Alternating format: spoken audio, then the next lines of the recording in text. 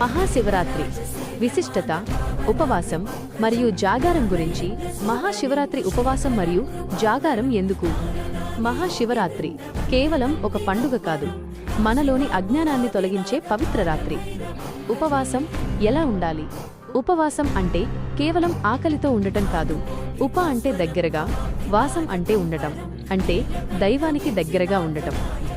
ఉదయాన్నే తలస్నానం చేసి రోజంతా ఓం నమఃశివాయ మంత్రం జపిస్తూ సాత్విక ఆహారం, పాలు, పండ్లు లేదా పూర్తిగా నిరాహారంగా ఉంటూ ఇంద్రియాలను అదుపులో ఉంచుకోవడమే నిజమైన ఉపవాసం.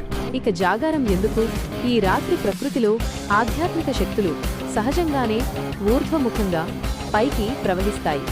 రాత్రంతా నిద్రపోకుండా వెన్ను నిటారుగా ఉంచి ధ్యానం చేయడం వల్ల ఆ కాస్మిక్ ఎనర్జీ మన శరీరానికి, మనసుకి అందుతుంది.